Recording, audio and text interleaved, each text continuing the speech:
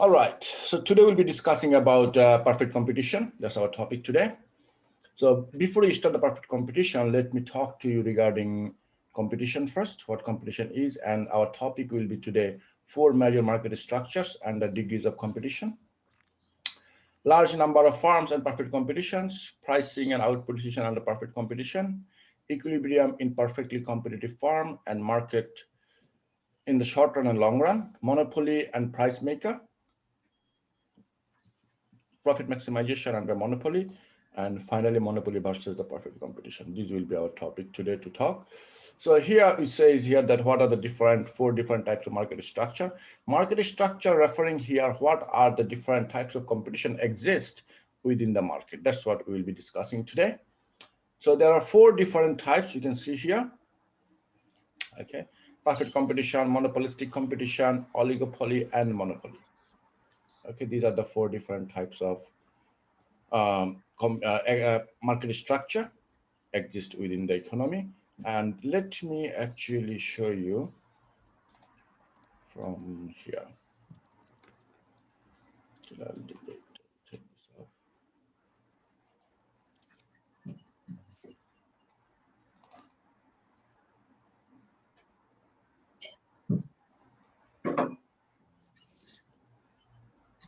Okay.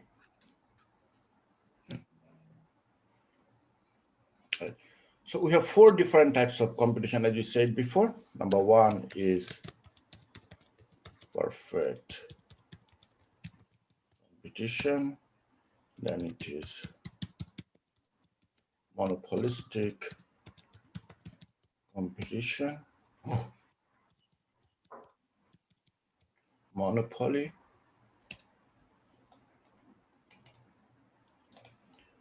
and here are the 4 different types. Okay, now look, these things, they are actually based on number of firms available within the market. Number of firms available within the market. Based on these things, we'll be deciding this. Is anybody is waiting in the waiting room now? That's all fine. Okay.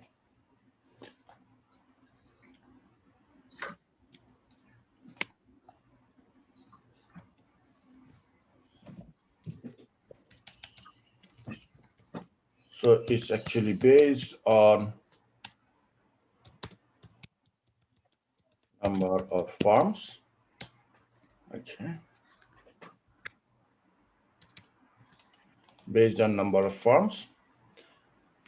So you'll find that based on number of firms, it means how many firms exist within the economy.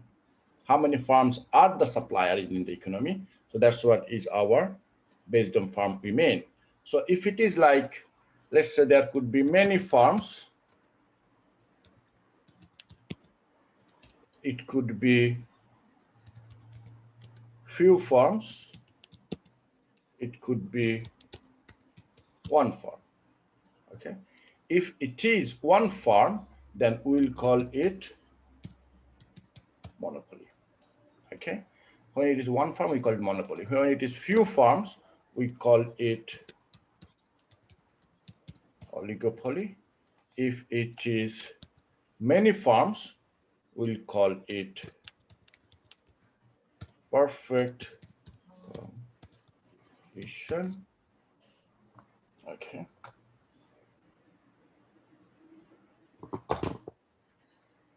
And we will also call it as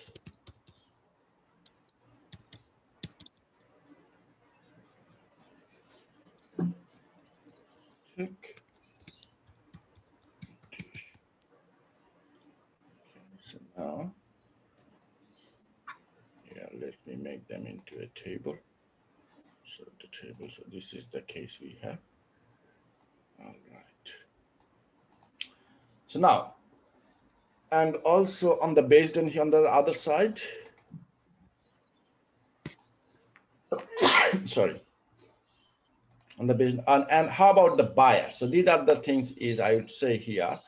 This let me make it insert it to the above suppliers and market structure. Okay. So this is our situation in here. Okay. So one firm, monopoly, few firms, oligopoly. Another one you can add if you want, you can add another one you can add here.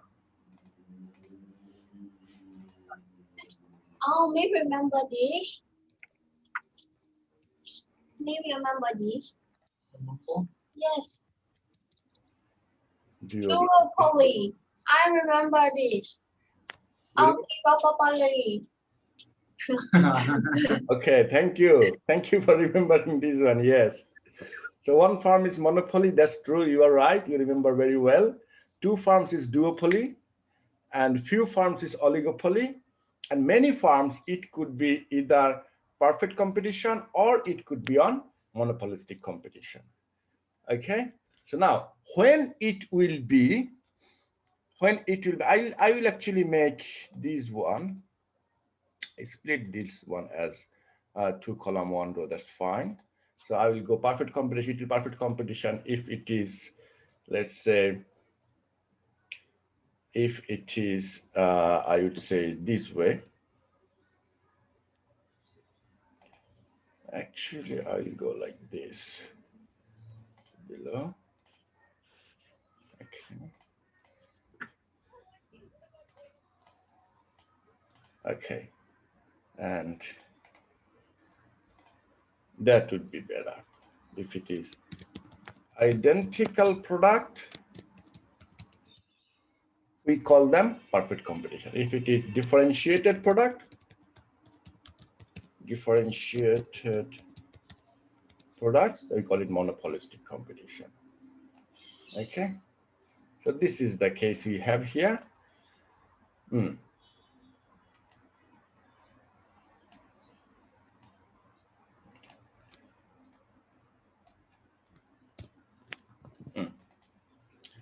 Make sense, guys, what I'm saying here? So if it is one seller, that is one seller and many buyers. In all the cases, there are many buyers, okay? So if one seller, monopoly, two seller, duopoly, few seller, oligopoly, many seller, that is, then we're gonna have to see what type of product is this. Is it identical product? Identical product, it means the same product. It is perfect competition. If it is differentiated product, we call it monopolistic competition. I should not say make this one bold. This one should not be bold. This one should be bold. Okay, identical product, we call it perfect competition. If it is differentiated product, we call it monopolistic competitions. So this is the basic of differentiating you different types of market structure. Okay, so remember these things. So today's our topic is perfect competition. This is our topic today. Okay, this is our identical product and perfect competition. This is our topic today. All right, now going back in here, so this is a perfect competition. Number of firms, very many firms. Okay, then this question comes about freedom of entry. Can anybody enter into the market? That's another good question comes up. In that situation, in monopoly, no. In monopoly, when one firm take over the whole market, they will not let other firms to come in. When the other firms come in, it becomes duopoly. So when monopoly structure, in monopoly market structure, what happens? There will be restriction of entering into the market. Okay, yes. Two firms, few firms, yes, there are restrictions, but that restriction can be breached sometimes. Okay, and they move into the market, but not many people can do that actually. And for many firms, where is the perfect competition and monopolistic competition, in that situation, what happens in that situation? Anybody can come into the market, anybody can leave into the market. Okay, so let me write it down here.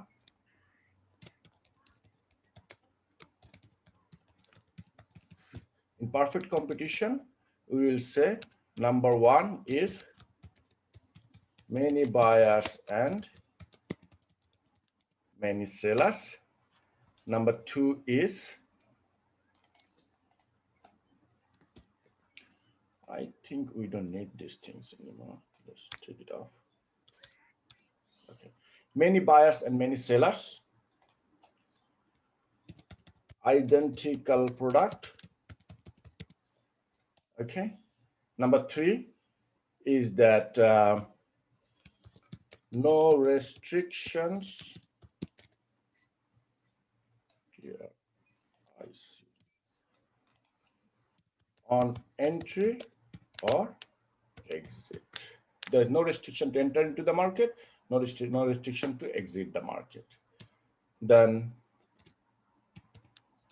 firms are price taker.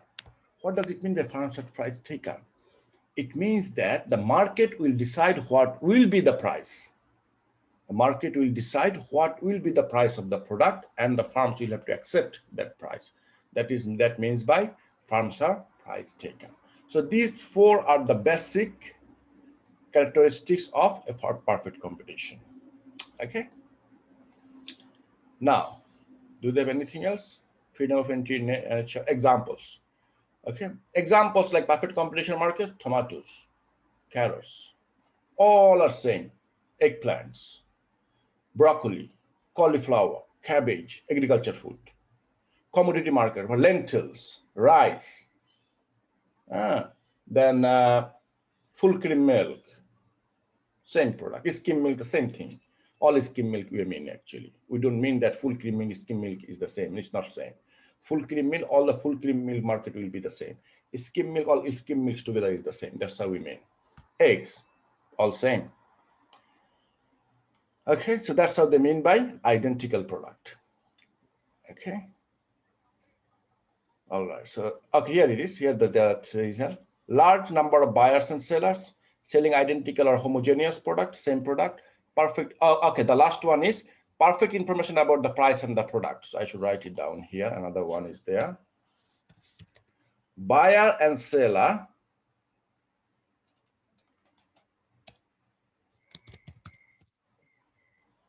buyers are well informed about the price, and buyers are well informed about the price. They are well, not informed, we should say well knowledgeable. Their buyers are knowledgeable. They're aware about the price and the product. So nobody can fool each other. Now let me give you some idea about how it looks like. Okay, for example, let's say there are 100 shops around in you. Okay, there are 100 shops. Potatoes, for example, red potatoes. Red potatoes. Everywhere it will be the same price. Now, if someone says, no, I want to change the price from, let's say the price of red potato is $2 a kilo. If someone says, no, I want to sell at $2.05, nobody's going to buy from them. If someone says the price of the red potato in his shop is $2.05, nobody's going to buy. Nobody's going to buy from that shop. So the thing is, market is very sensitive market in this case. Okay, that's how we mean by that identical product. So there will be huge competition. So anybody wants to change the price, they will not. Nobody is going to actually show interest to buy from them. At the same time, if someone wants to reduce the price, everybody will buy from them. Other farms, they will also have to reduce the price. Okay, so again, now if they have a competition in reducing the price, they will make the price so down, so below, so cheap that it will be equal to their production cost or marginal cost. Okay, we'll see it anyway. Very soon you're going to see that too. Okay, so let's move on. Since I don't need this one, can go. Okay. So no barriers to enter or exit the market. Farms are price taker individually. Size of a farm is insignificant. Oh, another thing we can add here is that early established firms will not have any advantage over the newly entered firm. How do we mean by that? This is another thing you can add up here. Early established firms or firm will not have any advantage over late starters. So there is no difference you studied now or someone studied 20 years ago, doesn't matter at all actually, to be honest. So these are the characteristics for perfect competition market. Okay. Now here in the interesting thing is here, perfect competition. Okay. So I believe this one is actually the graph for the individual firm, and this is the graph for the market. Okay. So in the market, what happens is this, that look, this says here very early. Okay, let's put in this side, yes. So what they're saying here is, look at two things in here. Let me actually hide this one. Okay, now it's better. Okay.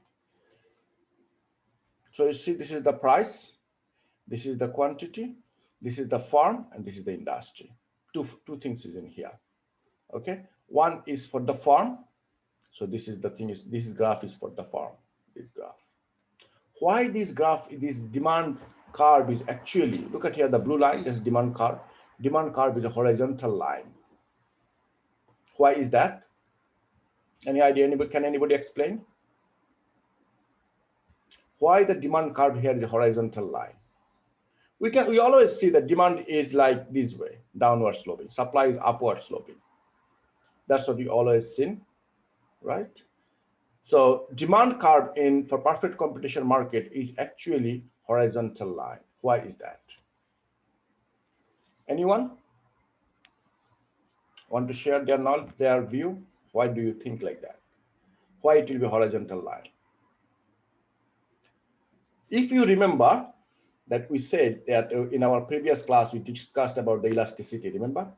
Not previous class before previous class. Yeah, a couple of weeks earlier, we discussed about perfectly elastic demand curve. This is perfectly elastic. What does perfectly elastic mean? Perfectly elastic means that if you change the price a little bit, if you change the price, the market will have a huge reaction. There will be a huge response into the market. And identical product is the same way. Perfectly competitive market is the same. The item is very elastic item, very elastic demand item. Okay, how it happens? Because all the farms, they have the same product. Like some red split lentils. Wherever you go, it's the same thing. Nothing special here. Nobody can say, okay, if you have the red split from my company, it will give you more strength, more protein. That doesn't make sense actually. All the red split will be the same type, same thing. So when they have the same product, same quality, and everywhere the same thing, then if someone wants to change the price a little bit, then it will have a huge impact into the market. That's why the demand curve here is horizontal. And this demand curve, look at here, the equilibrium price. Let's see this on the industry side. You see the equilibrium price is a dot line. Here, can you draw the same line? You cannot, because the line is taken over by the demand curve. But assume there is a dot line in here too. So you can say that price, demand, average revenue, marginal revenue, all are the same line. Okay, demand, average revenue, marginal revenue, all of them are the same horizontal line. Okay. Now, here is an example we gave here. Short-run profit under conditions of perfect competition. So look at here, this red line, average cost curve is here. Okay. So the cost will have to be below the average revenue, marginal revenue, whatever you say, the price line. Okay, average cost will have to be below the price line. If the average cost is above the price line, the farm is going to make a loss. If the price is above, price is below the cost line, there will be a loss into the market. Nobody is going to actually buy it. So in the short run, okay, you can see the profit is in here. So your average cost is this. So most of the farm like to keep their average cost is at this level. So let me actually show you annotations.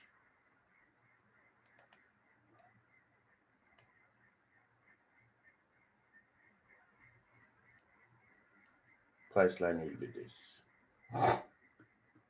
Sorry, cost will be at this point, and the price will be the blue line. Okay, so every kilo they sell, they will make this much of profit. There will be this much of profit they will make. Okay.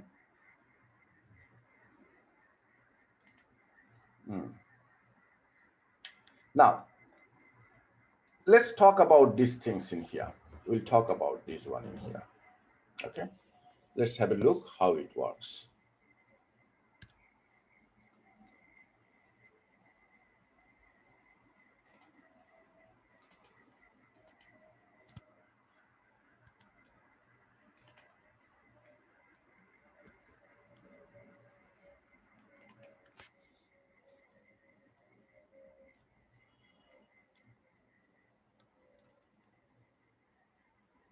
Okay, let me draw these things, and that will be better for you guys to understand. Okay.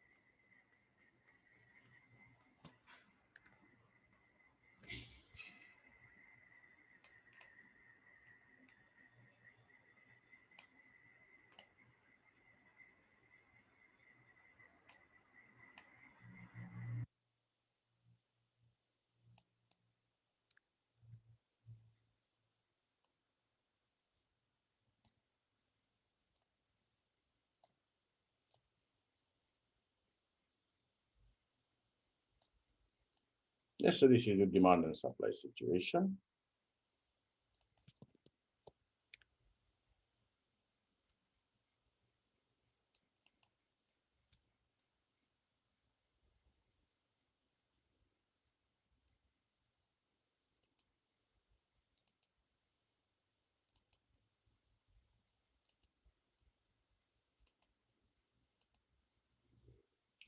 These are the situations we have.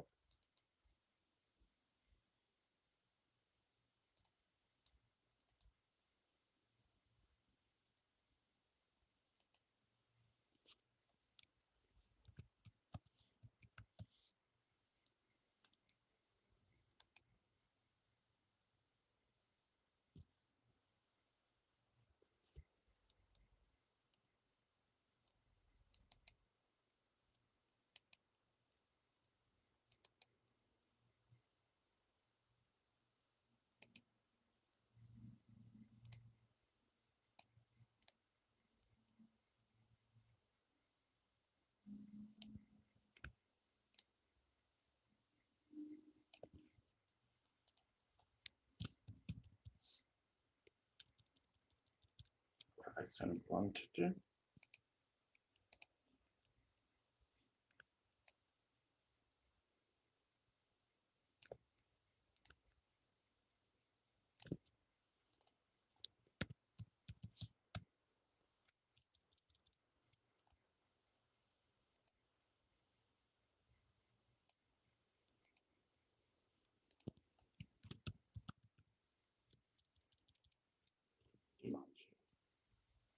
This is our situation, okay, in the market.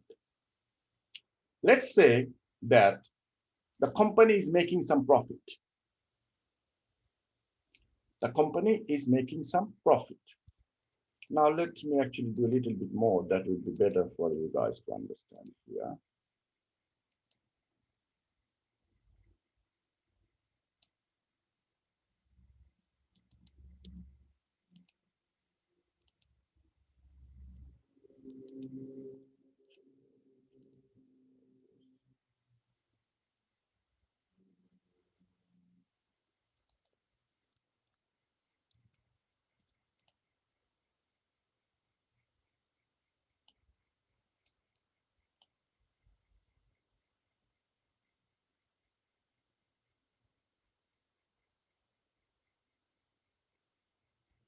This.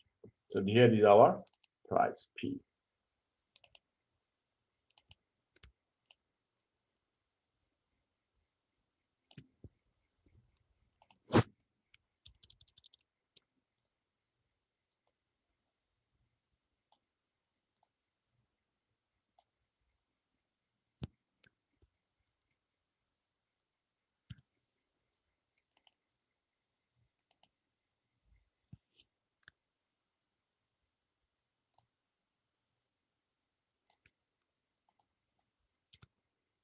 Quantity Q. Okay, this is the situation we have. Now let's say new people started. Okay, before I say new people, I should say this. You know, the entrepreneurs, the people who actually interested to do business, they will always look for profit. We all agree with that. They will look for profit. If they see there is a profit within the market, what do you think they're going to do? Now, for example, let's say that we see that there is some profit within the market if you go and do IT business, drone business, for example. A lot of companies making profit. As an entrepreneur, what type of business you're going to go into? You will go into those business where there are some profits involved. So in this situation, in this case, what's going to happen? You will also come into the market if you see there is a profit within the market. Okay, so let me draw here a curve here.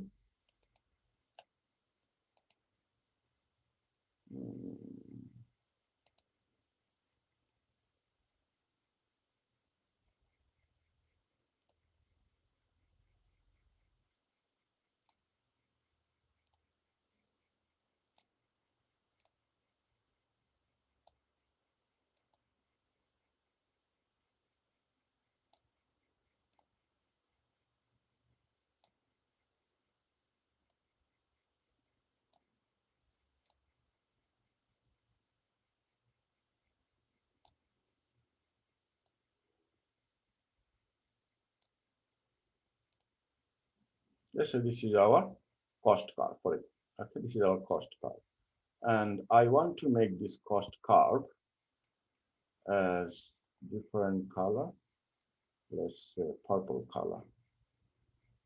Let's make green. Green might look better here. And let's make it. This is our cost curve, average cost curve. Okay, this is our average cost curve. So I'll write down here.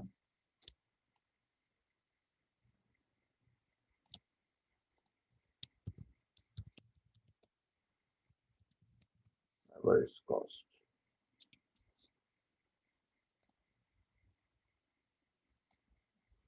Okay, that's the average cost. So now, very interesting thing. Look, when the entrepreneur, the people, when they will see there is a profit in this sector, people will come and enter into this business. When they enter into the business, what happens? To demand and supply increases. Demand remains the same. 25 million Australian people in this country, the amount of potato they are consuming, they still consume the same. But before it was, let's say 1,000 farmers are producing red potatoes. Now, let's say another 100 people came up. 100 more supplier came up. Then what's going to happen? supply of potato will increase, isn't it? When the supply of potato increases, what's going to happen to supply curve? Supply curve will be actually shifting to the right at this point. Okay. Supply curve will be shifting. Supply is there. Supply has increased. But you can see here, when the supply has increased, now you can see interesting thing you can see again. See, the profit is actually from prices actually went down now. See, where is the costing for the first supply? I should say here actually S1, S2. That will be easier for me to write it down. Let's write down here S1.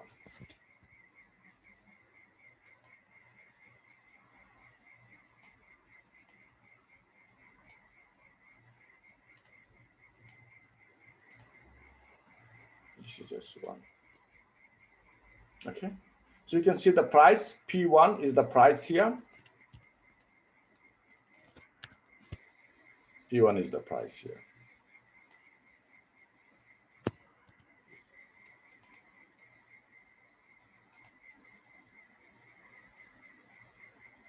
P1. Okay, so look, the price has gone down. At the same time, I want to draw another line here. I want to draw.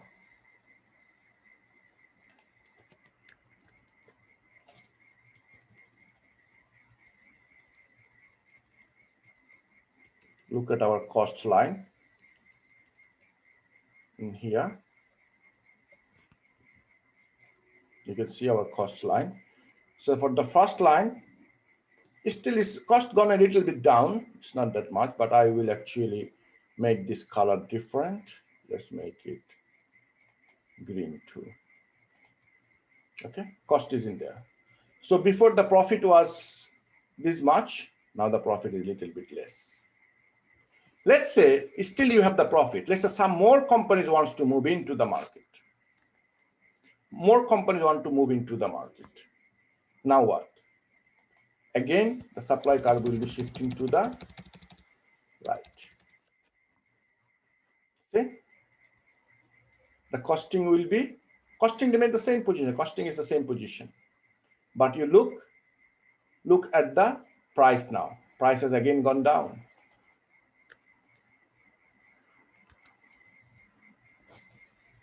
Now you see the price, where the price is.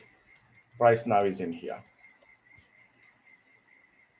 Let's say another company wants to move in. More companies are moving into the market now. Okay. Now where the price is. The more supply will be there.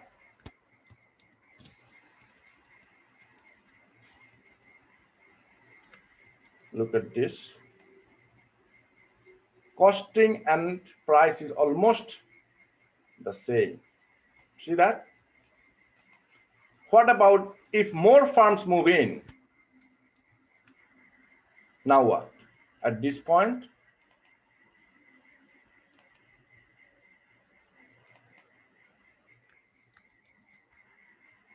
see now?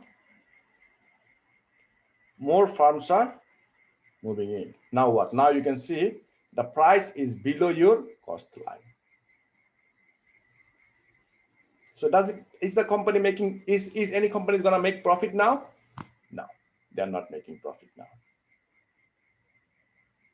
Make sense? Price will be slowly go. The more the supply will increase, the more the price will drop. Okay. So when they see that there is no profit here, do you think any entrepreneur gonna move into them now? No, they're gonna not move in. When they will see there is loss in the market, they will leave the market, exit the market. Make sense, guys, what I'm saying? Yep. Yeah? Okay. Then when the entrepreneur will see that, oh, no, the farms will see that, no, they are not making any profit, not making much profit, they will leave the market. When they leave the market, what's going to happen? Supply will shrink, supply will decrease. Delete it. I'm sorry. Okay, when the supply decreases, again, price will go up. Now the question you can ask, so when they're going to stop? The farm will keep on moving in, farms will keep on coming, joining the business as long as there will be some profit. When the farms will keep on leaving the market if there is loss. Now the question is, what does profit and the loss come from? Profit and the losses come from, yeah, your average cost and what is the market price. Market price is controlled with the demand and supply. Supply remains the constant. Supply curve is, you see blue line, the supply curve is remain the constant. What is changing? Supply curve is changing. Demand remains the same. Demand does not change. Blue line is the demand. Demand remains the same. Same 25 million Australian people, they will consume the same amount of potato. Okay. So as a result, we can say these things that when average cost and the price will be at the same line, like here at this point. Okay.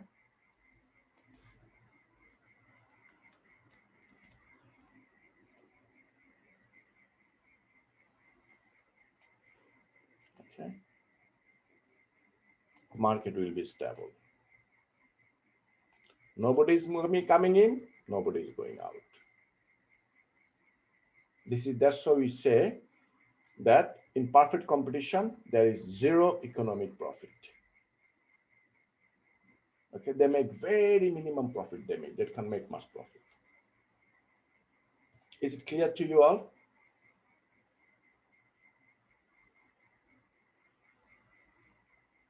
Does it make sense to you all, guys?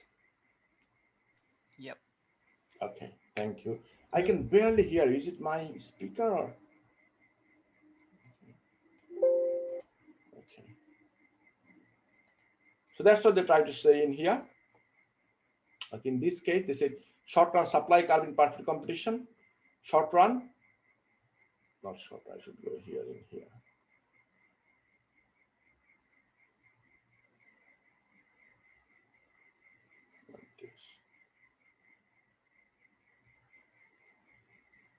Okay.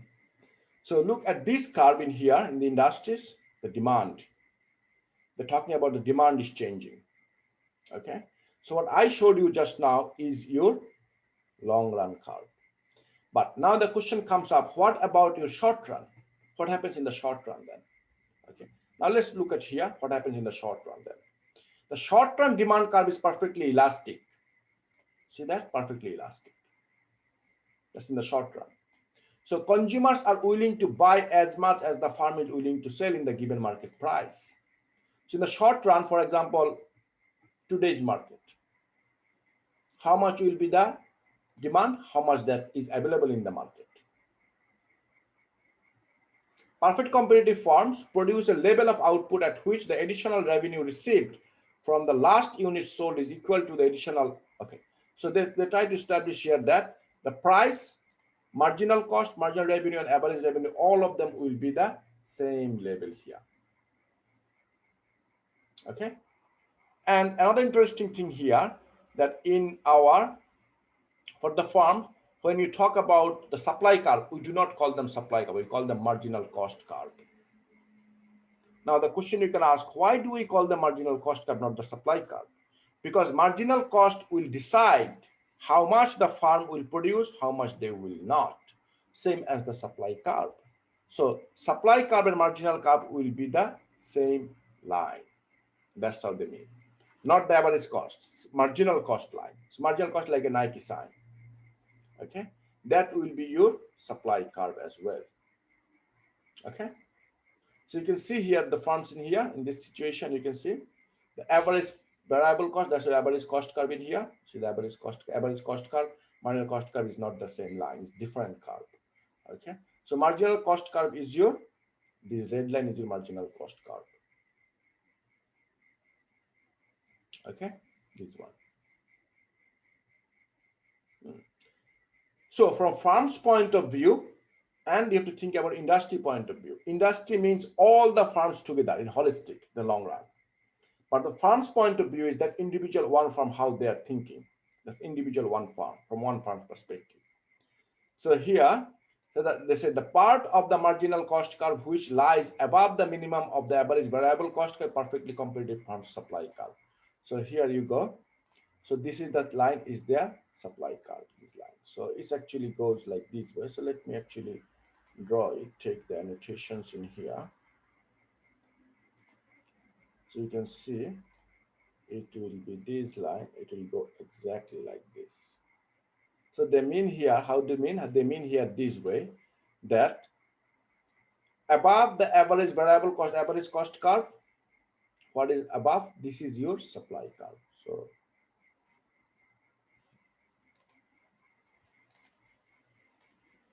that's your supply curve. That's how they mean.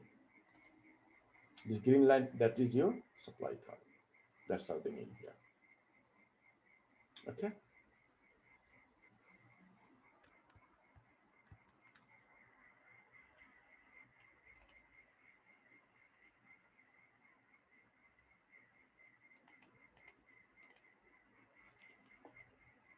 All right. So the farm produces its output by moving up and down along the marginal cost curve. So farm's production will be moving up and down, like I showed you in here. The supply will be moving up and down. Okay, supply will change.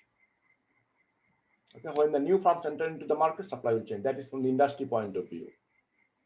Okay, but from the farm's point of view, how much a farm will supply? If they see there is a good profit, they will supply more. If there is less profit, they'll supply less. It's very simple. From one farm, one individual farm perspective, if they see the farm is making good profit, they will supply more. If they see there is not enough profit, they will supply less. Okay, it's very simple concept, nothing serious here. Now, what about the profit then? The profit will be total revenue minus total cost. That's the profit they mean here. So you can go, you can see here that this is your average cost, is average variable cost, and this marginal cost, the supply curve, and this is your demand. Okay. Okay. So where the farm's profit will be? So you can see here the average total average cost. This one, this is your cost curve in here. Let me draw it by myself. That will be better for you guys to understand.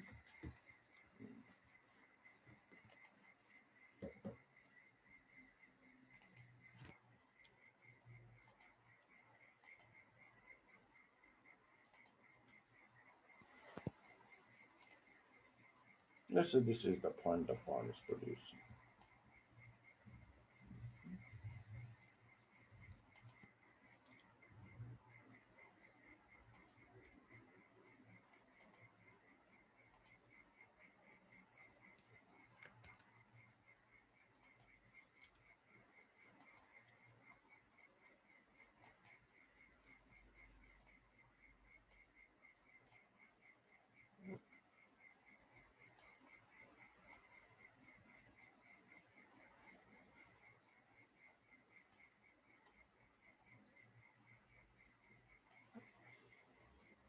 This is the situation they have. So this is their price line. This is a demand line as well, demand curve as well. Okay. Demand and supply chain for farm's point of view. Okay. So what will be their profit? Their profit will be this one will be their profit. So here I should write down here cost.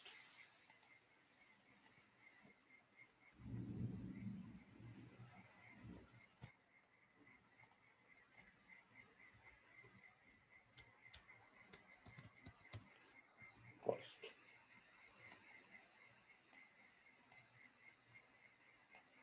Okay. The difference between cost and price, that's your profit, each unit.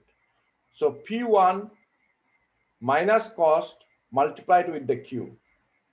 That's how you will get your profit. So this rectangle will be your profit. Okay, this rectangle will be your profit. And this is, I'm saying supply, this would be actually marginal cost.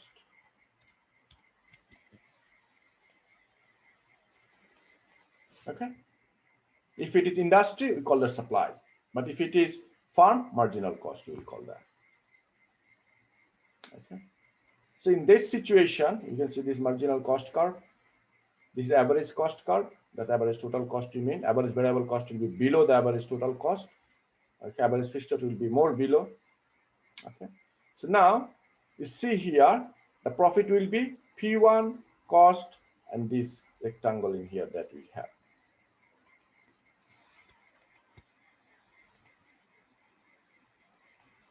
That's your profit. Okay, this is your profit.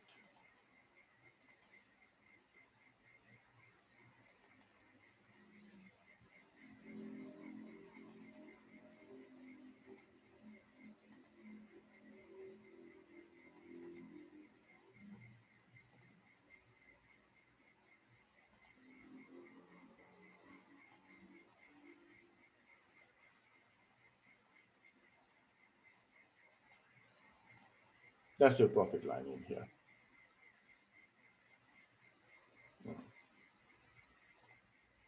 Okay. So that's how they mean here. This is the profit line. This rectangle is the profit line. Okay. And when it will be loss, it will be loss. I'll show you here. If your cost, or you can say here that your price goes below here, you will have a loss. Now you're gonna have a loss. That's your loss.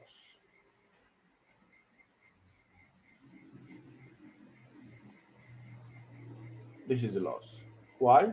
Because look at the price. Price is below.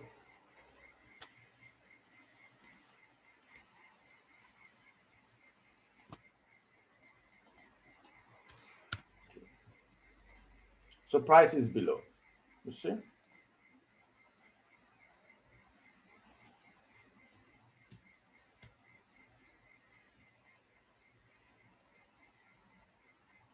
Okay, that's the price is below. This is your loss. I should actually write it down, show it as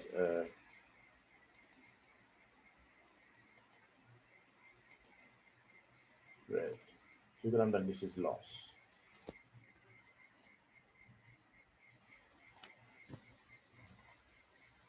This one I will make it green. This is profit. So you can understand now that. So the average cost is your point.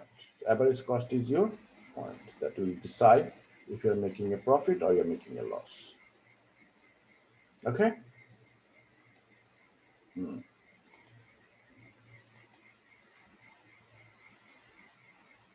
Okay.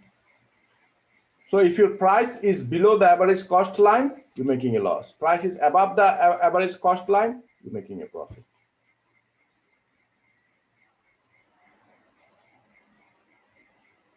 Okay. Short-term loss, economic losses, as I said before. The firm incurs a loss at optimum output price is below the average cost line. However, since price is above the average variable cost, okay, now another good question comes up. That there are a couple of, so what the firm's going to do if they see that the price is actually below? Do you think the firm is going to close? They invested so much of money and they see that all of a sudden they see that, okay, the price has gone down. What are they going to do now? Are they going to actually close the business? They have two options in their hand. Either they shut down or they exit the market. What is shutdown? That's a good point. What is shutdown? Look, shutdown is this, that you close the business for some time. You close the business for time being. Okay? And when the price will go up, you will start producing again. This is called shutdown. And exit means you leave the market permanently. You don't come back to the market. That means exit. Okay? So when you say shut down, it means that you are not shutting down whole business. What you're doing, you're closing the business for time being. But temporarily you're closing the business. It means that later you will come back to the market when the prices go up. Now at this situation, you can see from this graph, you can see here that this is making a loss in here. Why? Because the price is below the average cost. But interesting thing is in here, I show you another graph in here.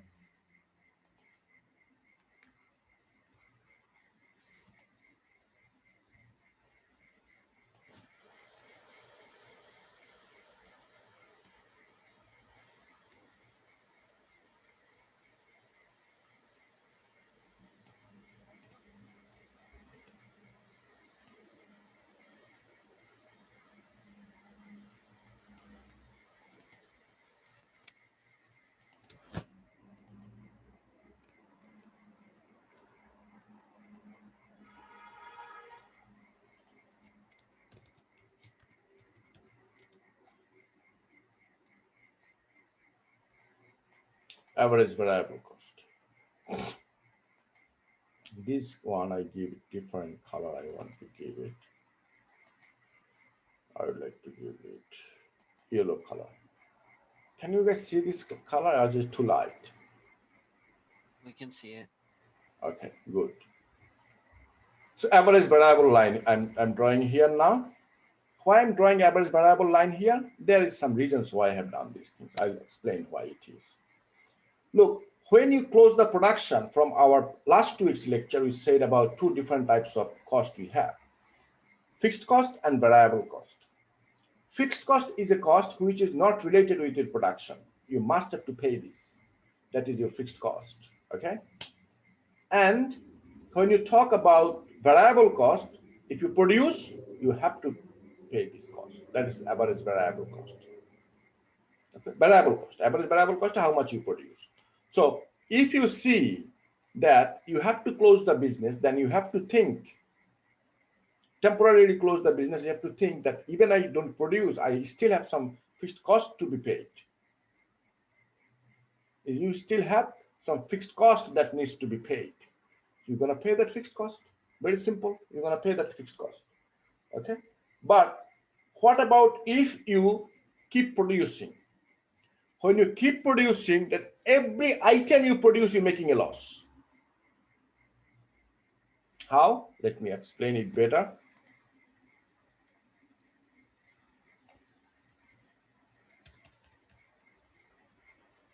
Oh, no.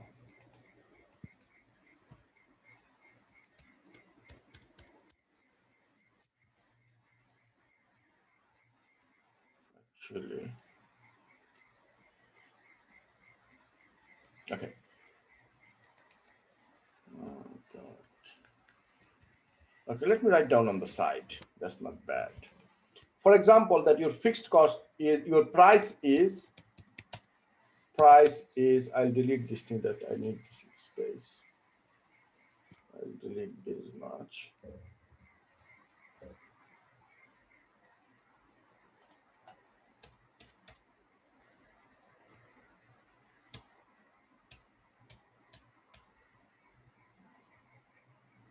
Where is my green line?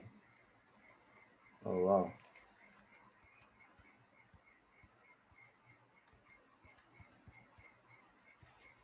Okay. So let's say your price is this much. I'll delete from here. That's better.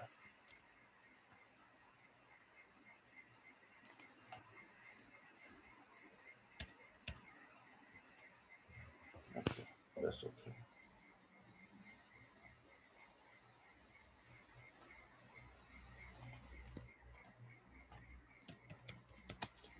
Price is, let's say, $3 into the market. Cost is to produce, the average cost. The cost is, let's say, $5 into the market. Okay. So is your cost is $5 into the market. So which cost? This is, let's say, average. When you say average cost, you mean average total cost. You mean average cost. You mean average total cost is $5. So this one includes your fixed cost and variable cost. Look, average fixed cost plus average variable cost. Both of them together is $5. This is the one, green one. Okay. And let's say that average fixed cost is, for example, let's say $3.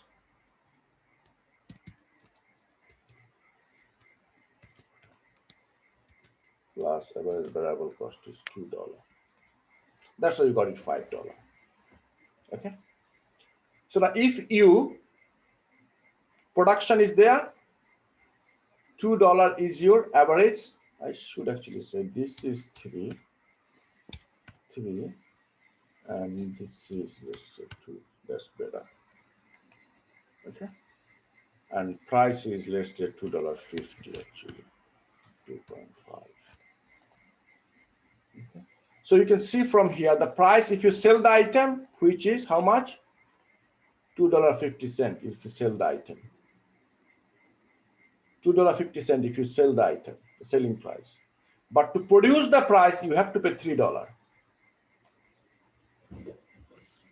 So every item you're selling, you're losing 50 cents. Okay? Average fixed cost is, let's say, $2, and average variable cost is your, let's say, is $3. Price is $2.50. If you make one unit you produce, you're spending $3 on top of fixed cost, average fixed cost. You're spending $3. But if you take it to the market, you can sell only $2.50. So every item you produce, you are actually losing 50 cents. Now what are you going to do? Production? No, you will not. What you will do? You will do this. You will do this way. That you will say, okay, I'm not going to actually produce now. I'm not going to produce now. I'm going to stop the production. So what you will do? You will be actually saving on each item 50 cents you are saving. That's the fixed cost is you lost. That's right, no doubt about it. But you are still saving 50 cents of loss on each item. That's why you are temporarily shutting down. Okay. Another instance will be there. You will decide, no, I'm going to actually exit the market. When you will see that you cannot, your price is actually going below. Your price is actually going too below an average variable cost and all the cost, then what you're going to do? You are going to exit the market. The price is actually, look at here. You can see exit. You can see here, yes, you are making a loss here. That's true, but still your average variable cost is below, downstairs. You cannot cover your fixed cost. Then what you're going to do? You are going to actually exit the market. So let's say price is going even down this. You leave the market. That's it, done. Okay, you leave the market. When the price will go below your variable cost, you leave the market. So that's how they mean here. Okay. Long run equilibrium under perfect competition. So you can see the supply increases. That's I actually try to show you on the first graph. The supply increases, supply increases, supply increases every time. That's what is the long run situation in the under perfect competition. Now look at your shutdown in PC perfect competition. When you're going to shut down, the rule is that if total revenue is greater than total variable cost, the firm should continue to operate into the short run. The firm continues to produce until the price equal to minimum point of average variable cost, which is known as shutdown point. If price falls below shutdown point, revenue cannot recover the fixed cost and variable cost. The firm would be better if it is shut down. When you see that your price level is actually in between, the price is in between this green and yellow line, you temporarily shut down in here. Okay, but when you will see that your price is actually above average cost line, you keep producing. When the price goes down in here after this green line, average cost line in here, you shut down for temporarily. But when you see that price has gone below average variable cost, you leave the market. Okay.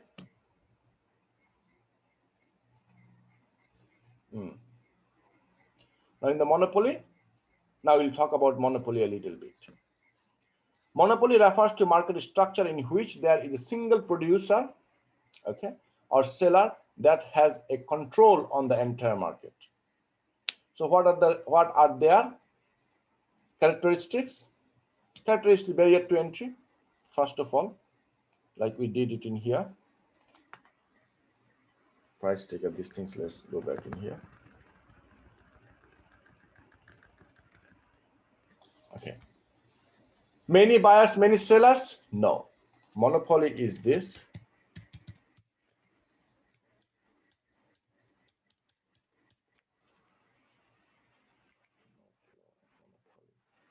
Many buyers? Yes. Many? No. One seller. Identical product? Well, product has nothing to do with monopoly. There's only one who is selling, so there is nothing to do with identical or anything. Restriction into the market, entry and exit, yes. Restriction on entry and exit, not exit, entry. Restriction, barriers to enter into the market. Firms are the price not taker, firm are the price maker. They will decide what will be their price. Okay. Then second one is buyers are well informed about the price and product, not necessarily. Established firms will have advantages over late starters. Okay, yeah, but of course. Well, look, this is the only one, so it doesn't matter actually, to be honest. Okay, it's only one firm, so that doesn't matter actually. So we say here the barriers to entry, yes, and price maker. They are the price maker. The demand curve of the monopolistic average which slopes downward. Okay, so demand curve is not like our this curve. Demand curve will be that time the demand curve. This one will be actually normally like this. Demand curve or price monopoly market demand curve will be like this. Supply curve remain exactly like this. No problem about it. This thing needs to be deleted. This one can be deleted. This can be deleted. These things you can delete now. It's okay. All right, and they have another curve they will have here. It's called average revenue curve, which will be below the demand curve. Okay. Average revenue curve will be, let's make it purple color.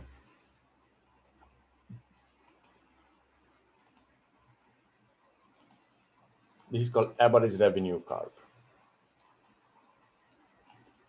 Okay, average revenue curve. And what they normally, this is, I should write down here, marginal revenue. Sorry, this is actually marginal revenue, we call that. It should be an R, marginal revenue. Okay. So this is the case that we have for the monopoly market. This is not perfect competition. This is monopoly market we are drawing now. Okay. For monopoly market, you will see, can anybody tell me here where will be the which intersection will be your equilibrium, market equilibrium point? Can anybody tell me which one will be the market equilibrium point? Where the demand and supply curve intersect. So demand curve is in blue, supply is the red. So this point, intersection of blue and red, that is your equilibrium point. Okay, and we call that efficient quantity. We call that, we call this one as efficient quantity.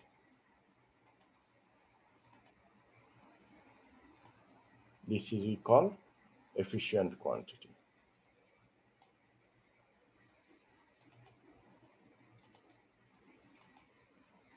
Okay.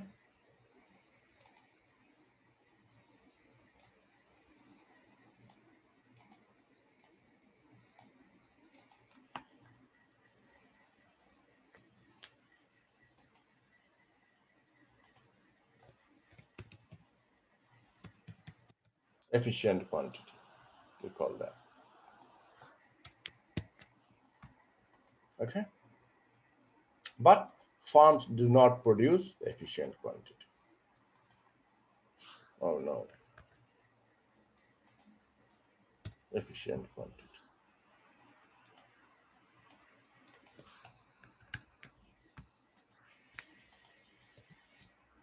But you know what the interesting thing is that monopoly farm, they do not actually produce efficient quantity. What they produce actually on this one. What is this line? I'll explain now what this line is. They produce actually at this quantity.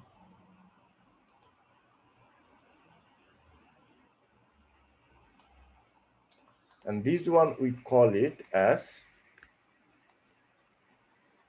profit maximization quantity. We call that Q max. Okay. Qmax. They actually produce at Qmax quantity they produce. Why they produce Qmax? Because they try to make the maximum profit. How do they actually determine their price? Look at very interesting thing you look at here.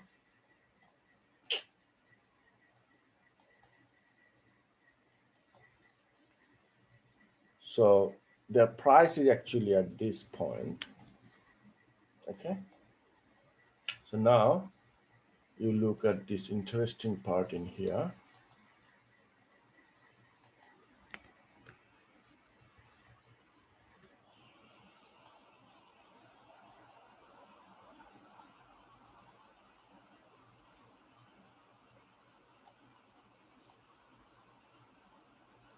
So this is the quantity that I would say, this quantity I would say as efficient market price. This is the market price.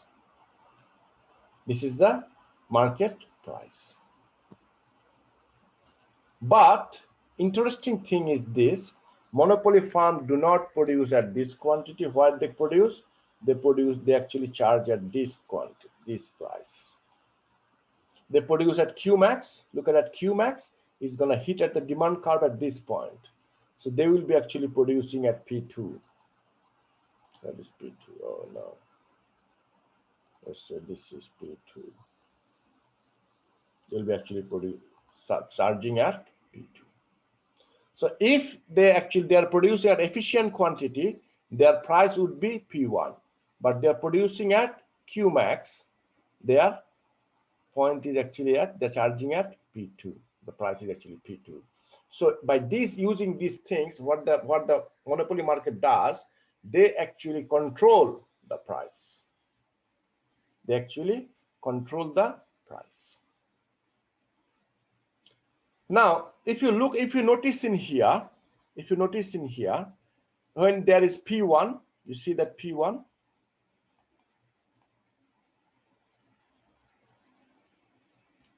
think about at price P1, what will be your consumer surplus?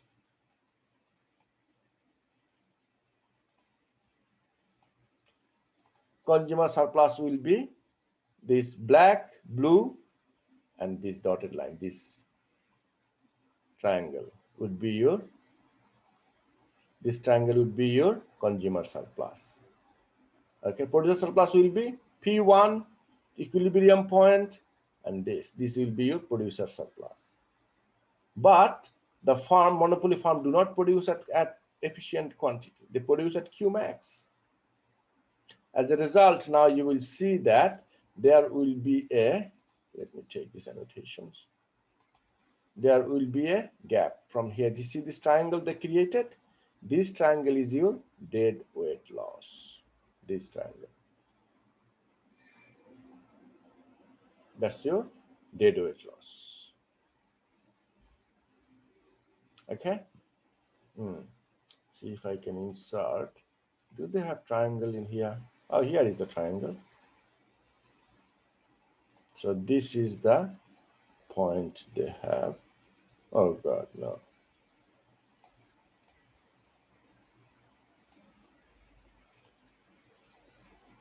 Oh no.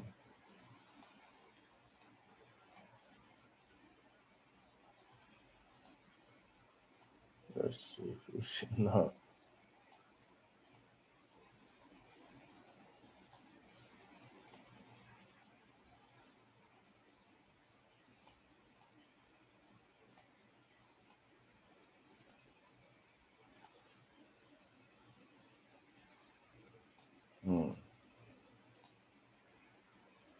So this triangle is your, I'm trying. Okay. So this triangle is your dead weight loss triangle.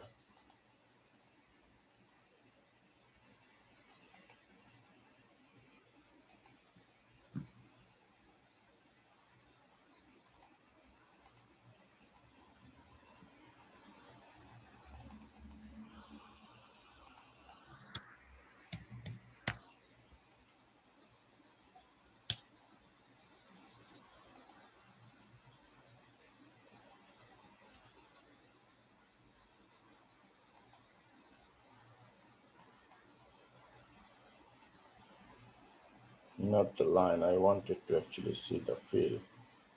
Oh, sorry. 75%. So you can see now this triangle I'm referring to.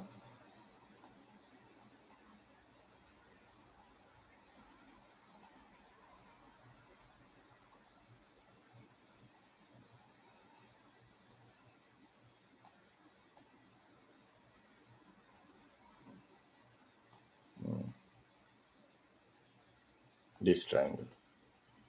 See that? This triangle, the shaded triangle in here, this one is your,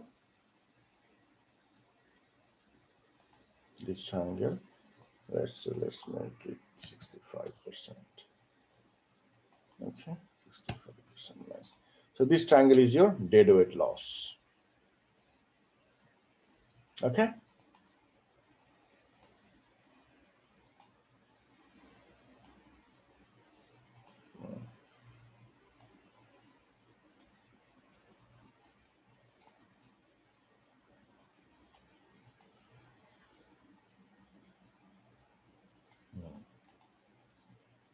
Okay, this triangle is your deadweight loss. So which means that monopoly firms will produce less so that some people will not be able to buy the product, but they will be actually able to sell at a higher price. How much higher price they're going to sell? The gap between P1 and P2, that much high price they will be charging. Okay.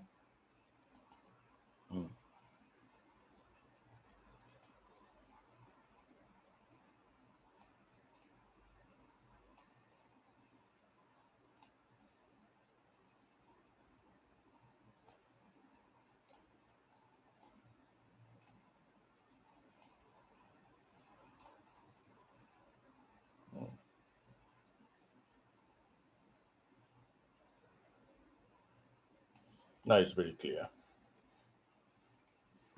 Okay.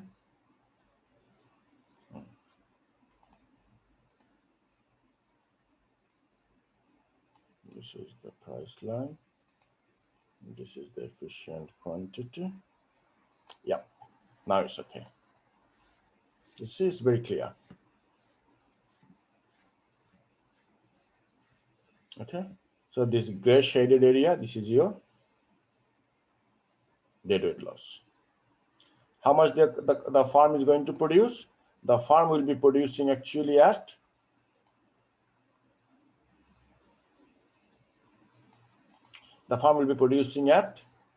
Qmax. Why Qmax? That's going to give them the maximum profit. How much they're going to charge? They're going to charge as P2 price. If they are producing efficient quantity, they would have put that their price would be at P1. Okay.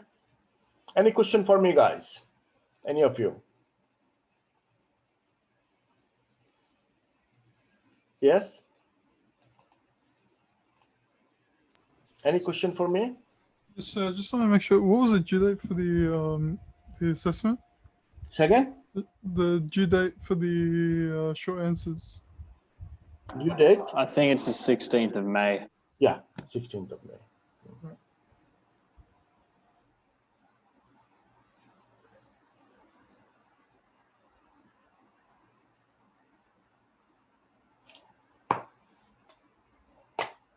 Any more question for me, guys? No? All right, let's see what else we got in here. A demand curve of the monopolist average revenue, which is slopes. Okay, this one I have discussed already.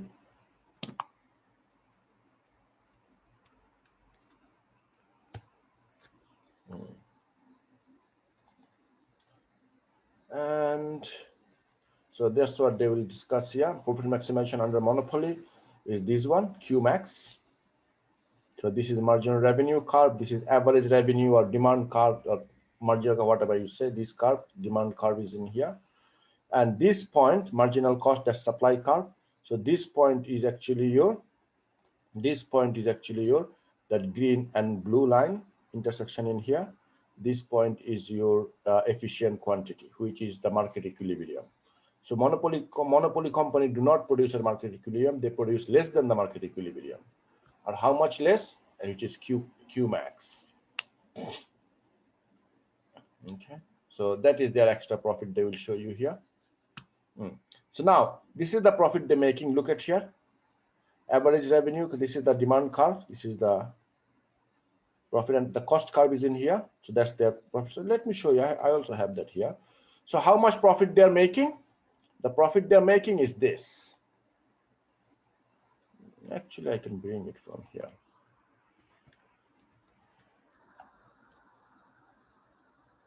Here at this quantity, look at here, where the intersect the average cost curve. This is the cost. See, the profit is at this level. The cost remains the same actually for whatever quantity they produce. So cost remains the same. So the profit they're making, P2, this to this whole thing is their profit. Okay, let me show you from here.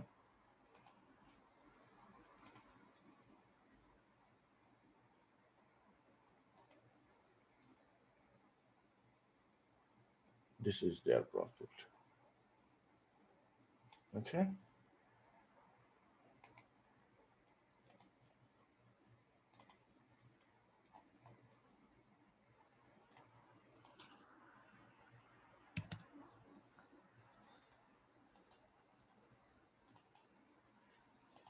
See the shaded green? That's their profit.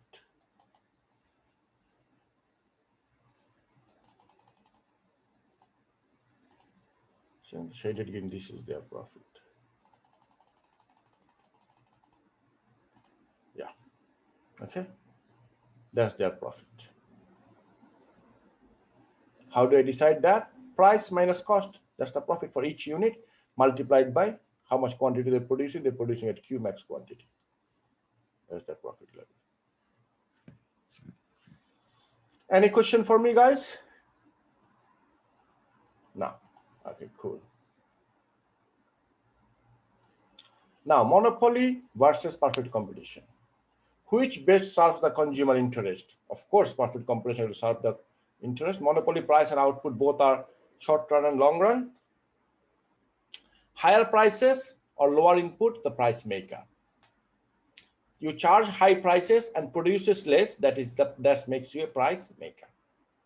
So cost under monopoly is cost is higher, barrier to entry. Why cost is high? Okay, now look, another question you can ask, that why the costing will be higher for monopoly market.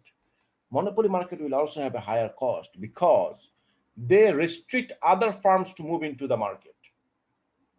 How do they do that? They do it in various ways. They keep the pricing high. At the same time, they have to make lobbying that other firms cannot enter into the market.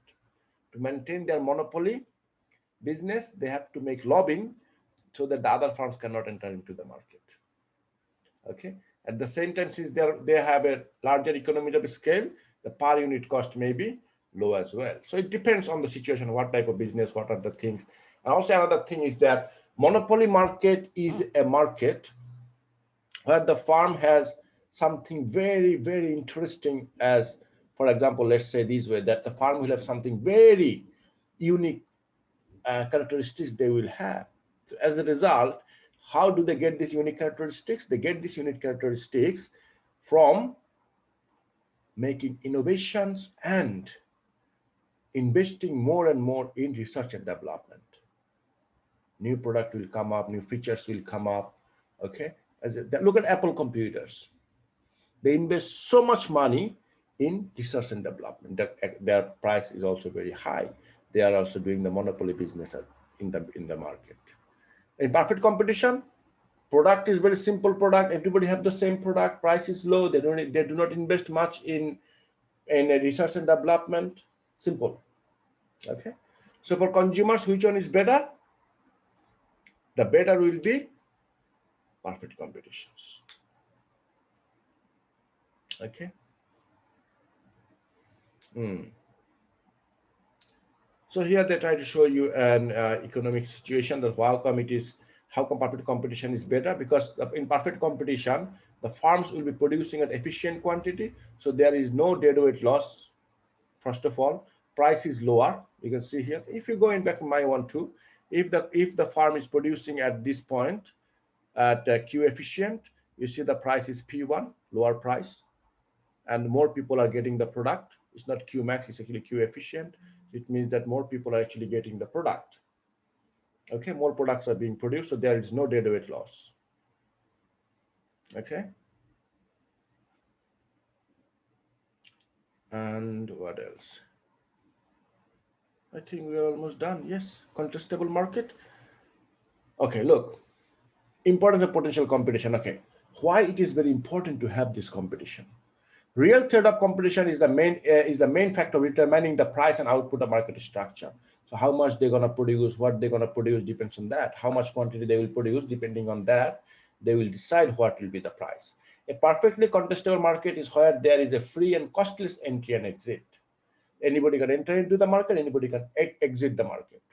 Okay, contestable markets and natural monopolies are what is natural monopolies? Natural monopolies are these monopolies, which is like, for example, government supported one. For example, Sydney Water, natural monopolies. Then Australian telephone lines, Telstra, natural monopolies. These things are needed for lots of security reasons as well. Okay, water, electricity. Another thing you can talk about, defense, police services. Okay, these things cannot be in competition. It should be always in government hand. Government will protect these things. Then why the markets are not perfectly competitive? Why do they remain the monopoly? Okay, because of the size of the market and economies of scale, it would not be able to operate in a minimum efficient scale. So there are lots of farmers there, like Sydney Water, for example. It's a huge project. Not someone go into and do it. No, they cannot do it. Think about Australian telephone line, for example. Someone living in Alice Spring. Okay, so they need to actually make a line in there, take a line to that place. Is it possible for private companies to take that much? No, they cannot do this thing. So what they do, they actually take lease. In short, it's fine, but for long distances, they actually take lease of Telstra's line and they use it. For example, like you will see in Australia, we have the main major telephone construction line we have from which companies? Telstra. Some of them we have from Optus, and yes, these two actually mainly. Vodafone, I'm not aware of, to be honest, much they have, but they have their own line, they have their own networking, their own network. But other companies, for example, let's say Belong, then Boost, and these other companies. These companies, what they do, TPG, they actually use the major companies' lines. They lease them and pay them a lump sum amount, and they use their lines. Okay.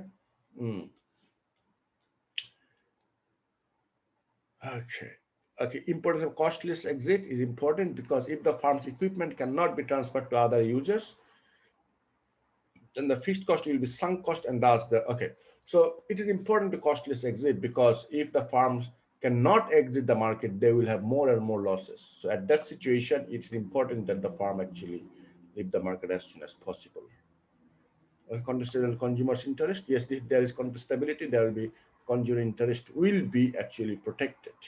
This says here, the more contestable the market, the more monopoly will be forced to act like a perfectly competitive market. So monopoly will be actually working as a perfectly competitive market. The consumers will be benefited as they will play low price of monopolies. Yes, so there will be, if there is a contest into the market, the consumers are the one who will be getting the benefit of it.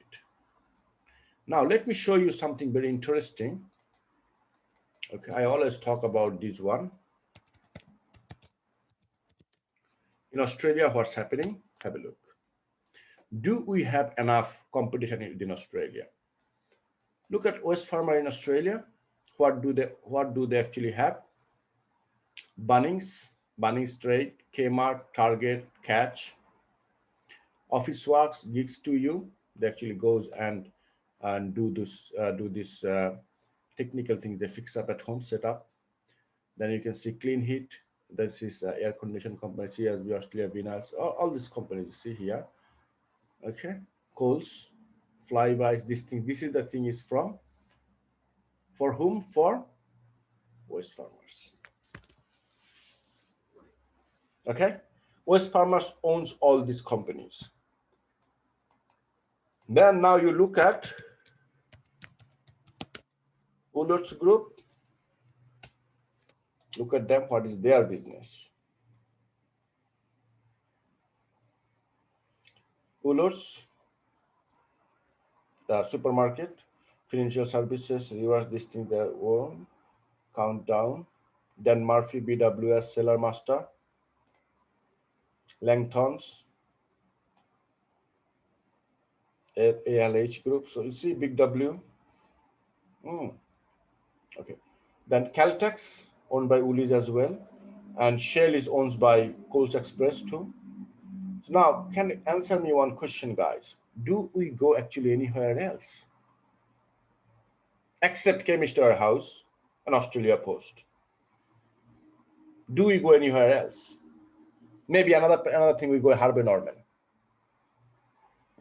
Now, these two companies is taking almost all of our money. Do we have enough competition within the country?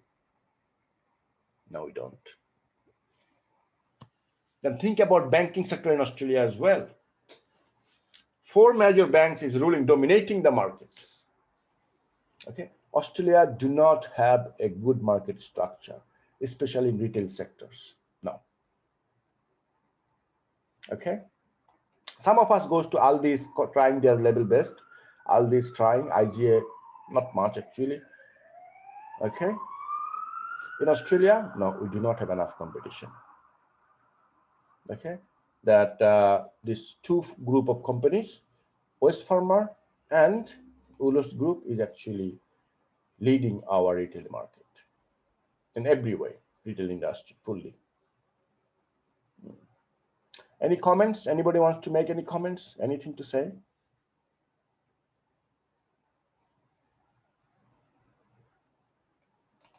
Any question, guys? Nope. No. All right. How is going with our quizzes? Let's see when is our next quiz.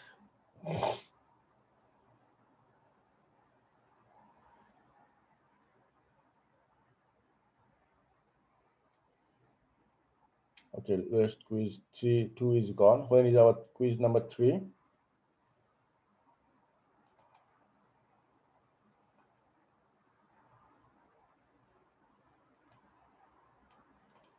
Due date is 11th of April.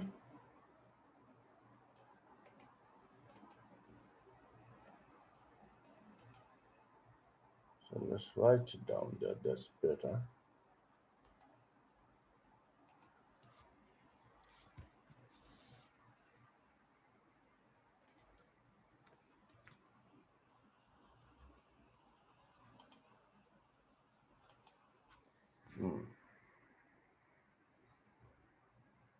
Quiz 3 is on 11th of April. So this week. All right. Do you have the practice? Do you have access to the practice?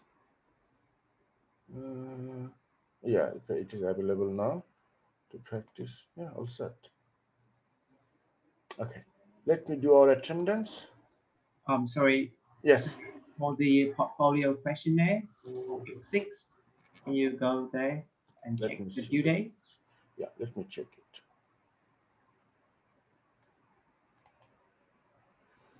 What happened with number 6? Yes. Yeah. It said that it's due on the 5th of April. Let me see. Yes. But now we are doing on portfolio number 5, isn't it? Yeah. Yeah. 5. So this week is 5. Next week is 6. Yeah, 5 is the wrong day as well. Oh, 5. What happened with the 5? Let me check. So we just did the questionnaire 5 last week. So this week should be. Okay. So let me make this one. It's 5th. This one should be actually available on. This is 6th. 6th should be available on next week on 19th actually. Yeah. 19th. Display, nothing to do with that. Due date is 19th. Okay.